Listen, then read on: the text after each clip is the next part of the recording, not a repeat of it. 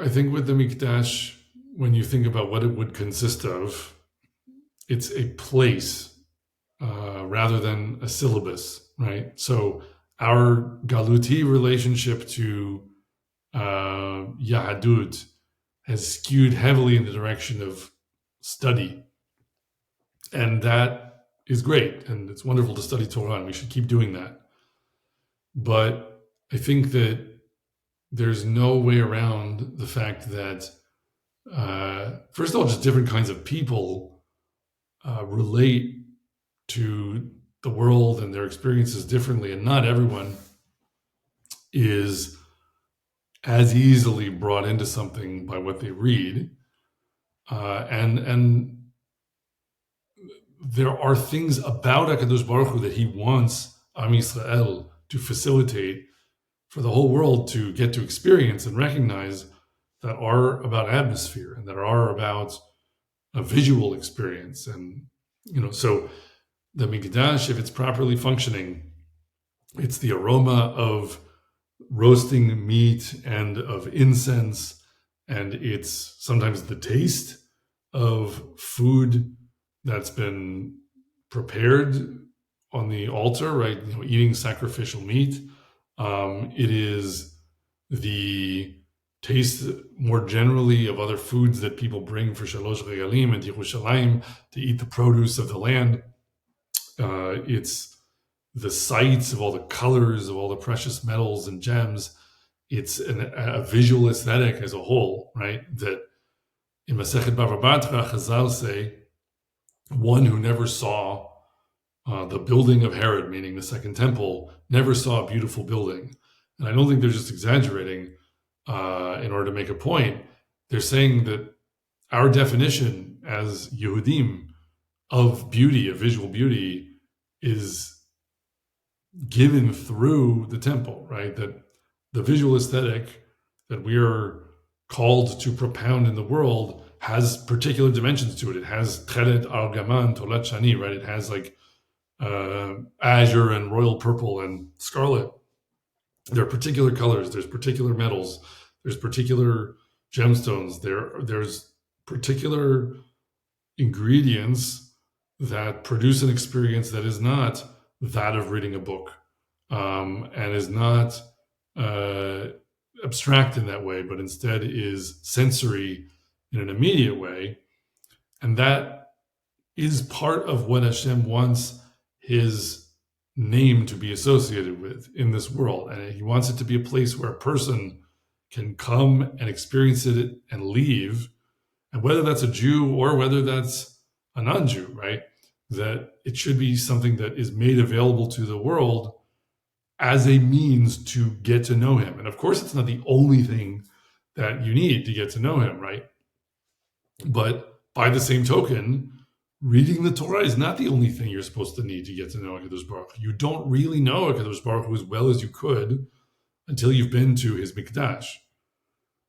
And so just on the basis of our desiring knowledge of God, anyone should want this to exist.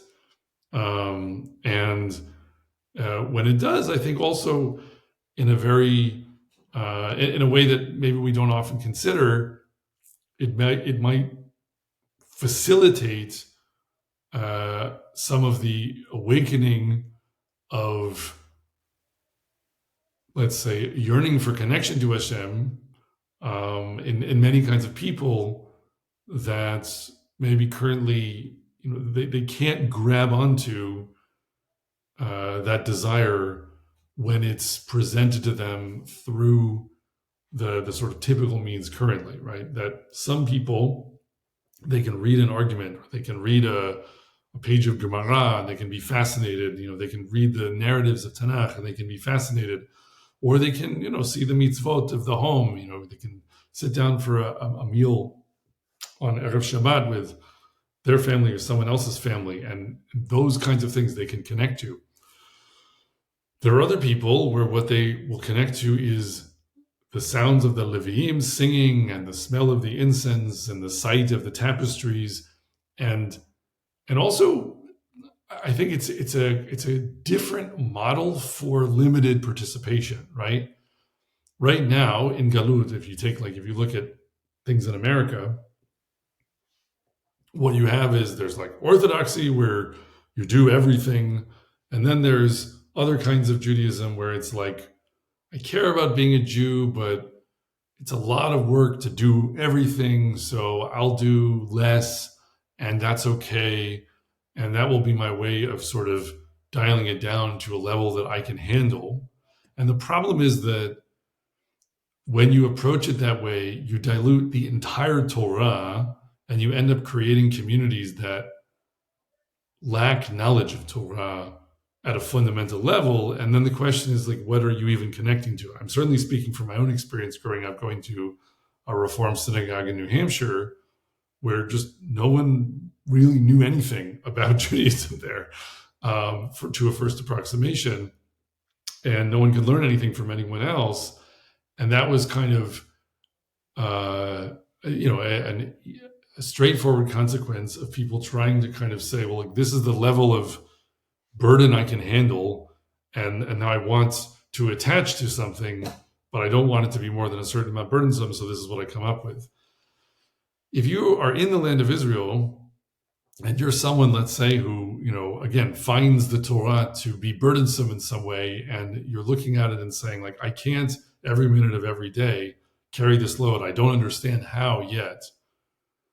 The question is, what can you go and do for a day or for an hour that will draw you onward and show you that there is something substantive that you can fully connect to, that teaches you something profound about who Hashem is, that he wants you to see and that he wants you to experience, even, that you don't have to like first learn how to read Aramaic and first, ante up all of this investment of what it takes to study, or what it takes to start practicing in certain ways. And I think the temple clearly promises that, right?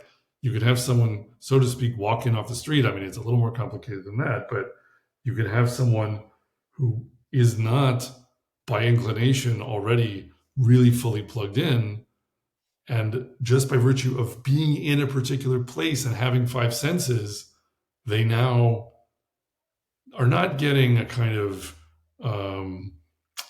diluted or watered down dose of what it is to know Hashem in certain respects. They're getting the same dose everyone else is getting in that moment, and for that moment. And then they can decide what to do with that afterwards. So I think there may be huge swaths of what we currently think of as the religiously alienated Jewish world that they have no path that feels possible to them to Torah and to knowledge of HaKadosh Baruch Hu through the existing means. But where if they could spend an hour in a functioning Mikdash on Har HaBayit in Yerushalayim, that they would understand this is the creator of the world, whose presence I'm experiencing right now. And now I have to decide what to do about that.